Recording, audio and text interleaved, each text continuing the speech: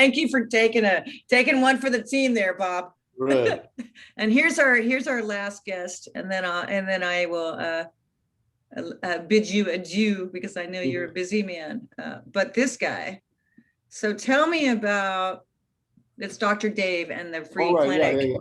Now tell me, did you ever go there? No, I never did make it to the free clinic. I never saw a doctor. What? Yeah. Is that why you're at the Mayo Clinic right now? You know, I'm older now, and it's that was a joke. It's a good idea to get things. You know, get stuff. Yeah. Yeah, but back then, all due respect, man. As long as all systems were running, there was no need to fuck with it. Yeah. Well, you never stepped on a piece of glass because Valley Brown, like she was like, oh my God, I had a splinter and I needed help. And, you know, the other thing about it is basically, I can say one thing about me that I can say is I'm tough.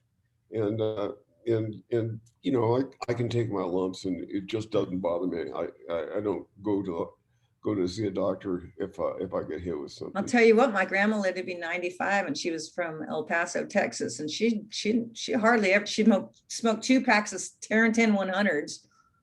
Didn't drink a lot, but a little bit, but lived to be 98. My mom never smoked, never drank, and died at 48. So you just don't know, right? Yeah. You just don't know. But I mean, considering, and I will bring this and I will say this because I'm Linda Kelly, you definitely were with a lot of women, but knock on wood, I mean, you should have been getting all those tests, but you know, it's amazing. Tested and stuff like that. And the fact is, you know, I was with, you know, there were groupies around, and I'm not going to sit here and tell you that I didn't indulge. No, but of course. But and I, you know, I got a couple of you know, venereal diseases. Yeah, yeah. You know, back in the old days, back in the pioneer days, you know, that stuff was going around, and they called it a cold in your pants.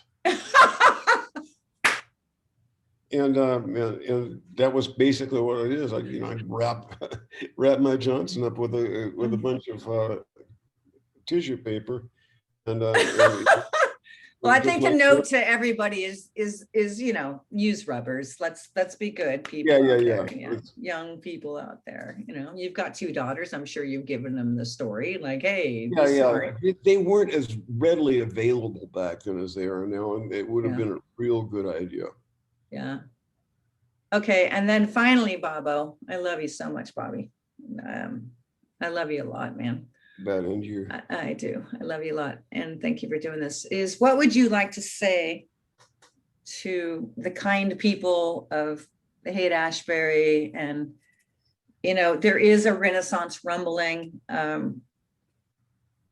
Peggy Cacerda still involved, and Dr. Dave's still involved. And Dr. Dave, I have a quote from him that I did a video interview like this with him. And he says, God, I hope the hate comes back really badly. And he didn't mean it. It can't be what it was in 66 or anything, but there's a space of hope in this area. It's a place, you've traveled the world, so have I, not as much as you, but the Haight-Ashbury is magical. And can you speak to that? There is something about it. I think the rents are coming down in San Francisco because very much. I think that's going to make the place more attractive to folks. Mm-hmm. And I have a feeling the Haight will come back. The Haight is the land of Renaissance. It's got some sort of magnetism about it that you know, I think it's the proximity to San Francisco State and USF, and go Gators, and the fact that it just has that history, and there's just a vibe about the place. I think my daughter, for instance, my younger daughter is well, she's going down to school in Southern California now, but she loves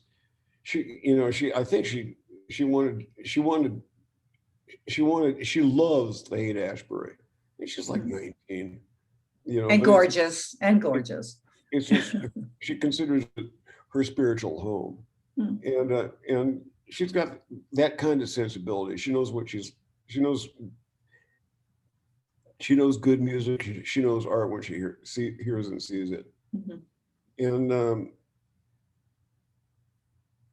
you know, and higher thought.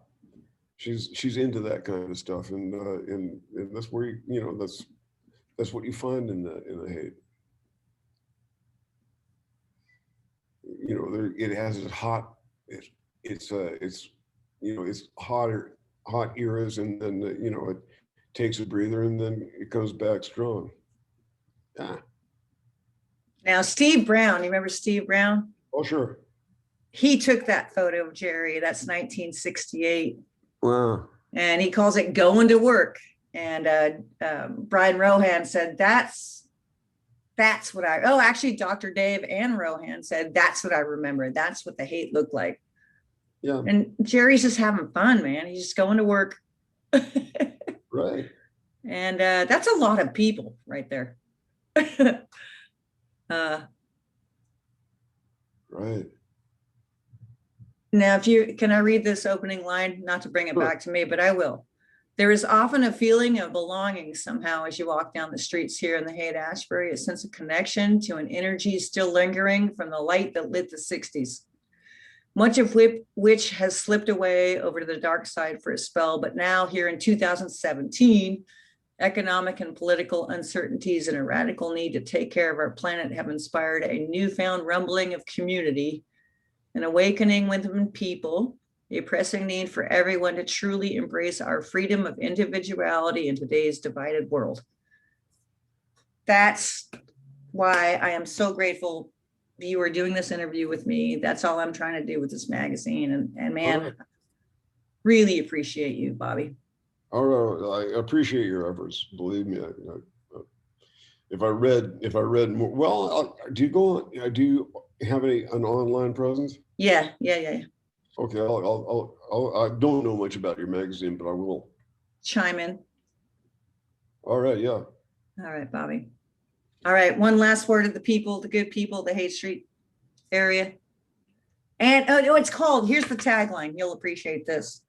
Haight Street Voice, hyper local with a global perspective. Take care of the community first. Well, you know, my last words to the Haight Street folks are, you know, you found your home. Keep it clean, and make it pretty. Love you. All right, and you. Thank you. Peace, man. I love you. Peace. And happy new moon tomorrow. New beginnings. Yeah. All right, man. Thank you, Bobby. Mwah. Thank you. Ciao. Ciao. Hey guys, hope you enjoyed part 3 of our interview with Bob Weir from the Grateful Dead. And as always, there's a Patreon page, there's a PayPal, there's a Venmo. If you can help support community journalism, we're always ever grateful, as in Grateful Dead, as in just grateful. And stay tuned. Haight Street Voice is coming out again in September. And we just appreciate y'all. All right, have a good one. Peace. Thank you, Bobby Weir, for that fun chat. Bye. Peace. Peace.